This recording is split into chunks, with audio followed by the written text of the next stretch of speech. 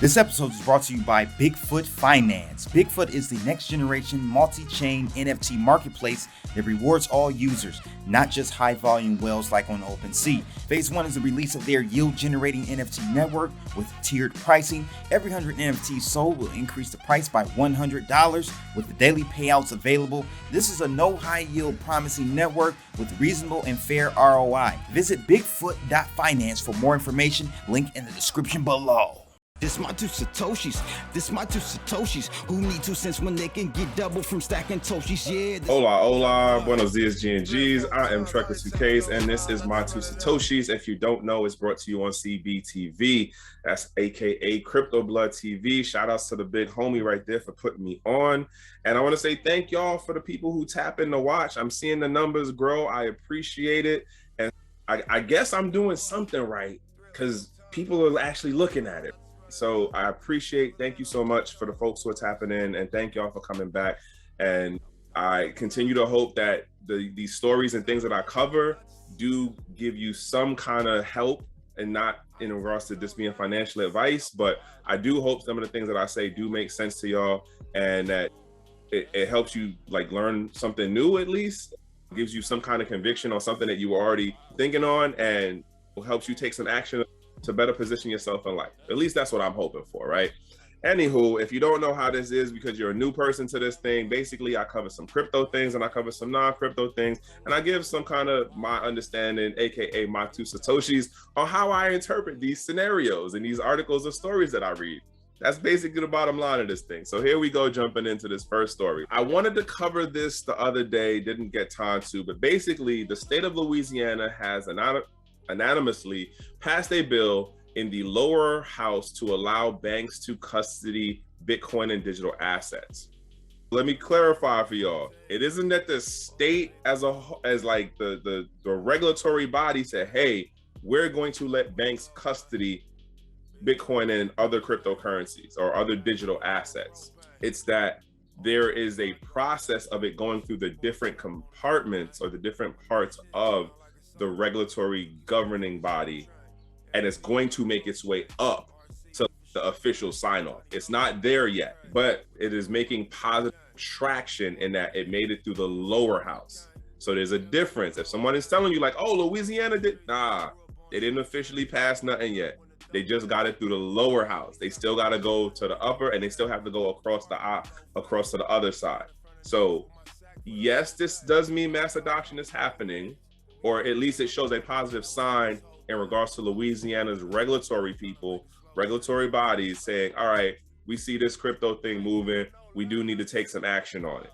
Yes, that is a positive thing, right? It does not mean, though, that is exactly what's going to end up happening come when it makes it to the next phase of the voting process. Also to note, right, and we got to remember, when you have this government at any level, where we talk about city level, state level, federal level, them having adoption come in doesn't mean that it's going to be the quote free for all or the Wild West. They're going to put restrictions in. They're going to put things that work for exclusionary practices in.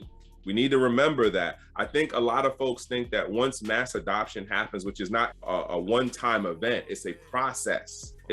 I call it the cobblestone road to mass adoption. These are the things that will happen. States and cities will move at their own pace, but it doesn't mean that it's going to look like what it looks like now, right? The adoption of everyone's all, inclusive into it.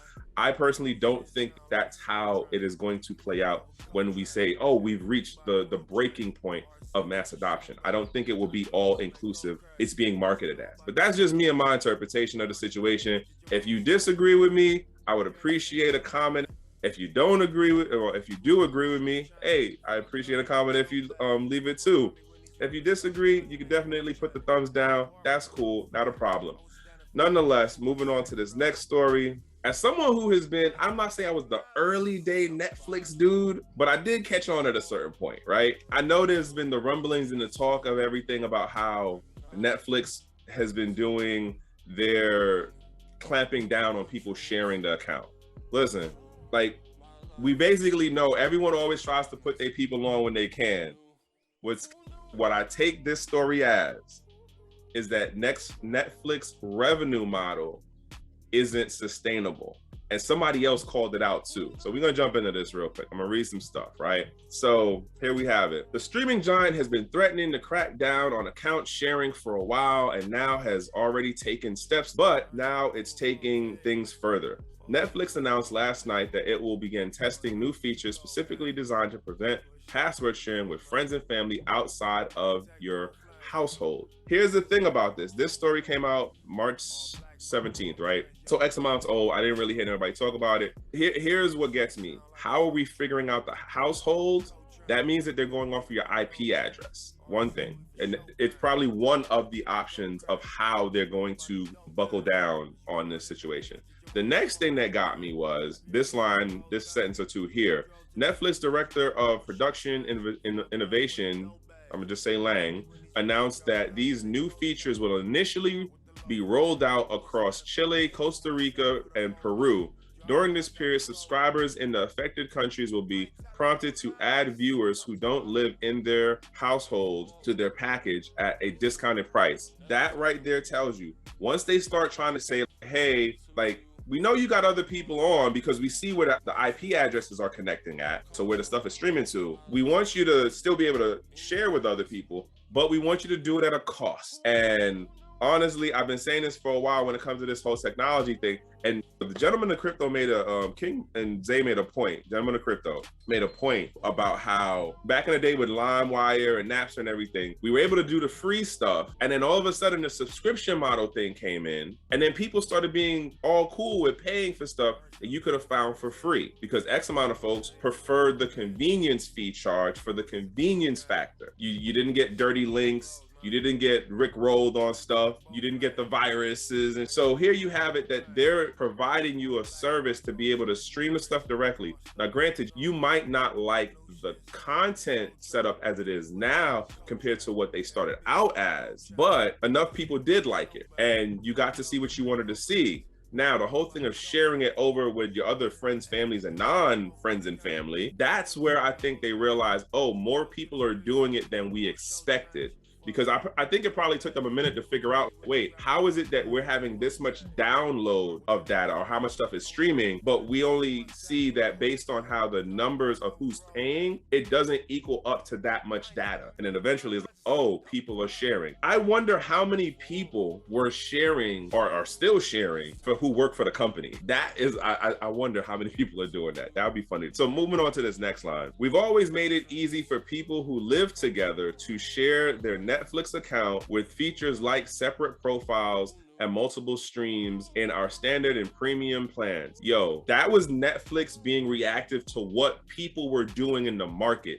They didn't figure that out for like months and probably a year or two to then be like, how do we monetize this version of it? That feature was not always there to make the profiles as well as the different streaming things. Again, I think part of what is going on here is they're definitely realized that not that they're losing money because they're not capturing the other people who are paying. Because you got to think about this. The people who have the account, they're still paying the bill. Netflix is, no, we want the other people who are also streaming the additional amount of content that they're pulling from us. Now, arguably, I don't see this working out well for Netflix. I'm not gonna lie. I don't see this working out as far as them being able to maintain their numbers of subscription and active users. I know for me, I don't run mine anymore, and I wasn't sharing with the world, but even for myself, it was like, how much of what's on here do I actually watch? Is it worth the charge? Hey, just to be clear, this ain't me telling you none of what to do with your Netflix account and how you and your family and your friends got your situation set up. I'm just saying, I know for me, I don't bother with it no more.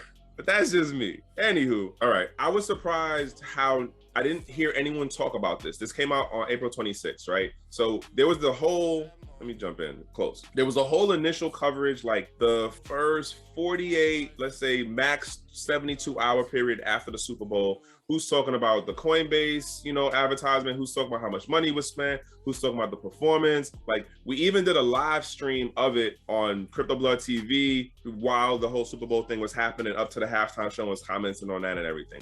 But then afterwards, like, that's when the real stuff comes out. But like I said, no one really was saying anything different outside of commentary or how big this and notable of a watershed moment it was up to the 72 hours. Now, here comes this article going, hey, guess what? The money that was spent didn't really add up in the influx that was supposed to be the new retail people coming in. Mind you, the VC, Wall Street daddies, investor money, it's here. It's moving in.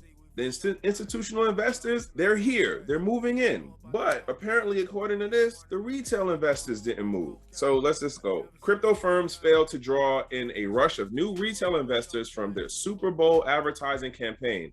Mind you, you got to remember, football, American football is only big here in the States. And then you also got to take into account, even if you're talking about the replays and the YouTube videos, it's still not compared to football, soccer, or even rugby. And there's another game that I can't think of that's an international thing, that their numbers are like sky high up there. Anywho, so according to these experts who they don't actually name, there were two factors and circumstances that played into it. And when they say stuff like circumstances were a factor, it's not them saying, oh, this was the thing specifically. And it's not that they can, quote, actually quantify and define it with numbers. They're just like, oh, speculatively, like we think that these things were a part of the influence. And they're talking about basically saying that people who aren't in, they still think that cryptos is a risky thing. That's the bottom line of it, because they're presenting it only as an investment. We're not talking about the technology. We're not talking about the utility and the different use cases outside of it being a financial investment vehicle.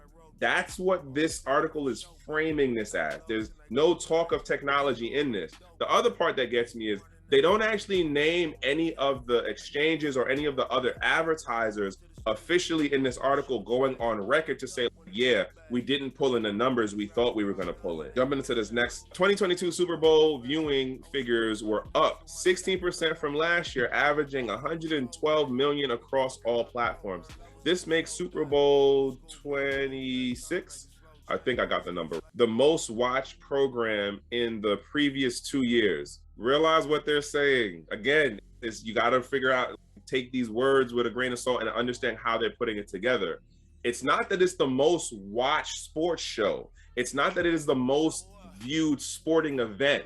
It is that for its particular own viewing count, it went up. We're not comparing it to soccer. We're not comparing it to rugby. We're not comparing it to, I can't remember the name of that other, there's two other games that have way better viewership numbers than this. I can't remember the name of the other two right now, but that's the point of what I'm trying to make here. Again, you got to read between the lines when they use certain words. So much that it is notoriously expensive to run a Super Bowl ad.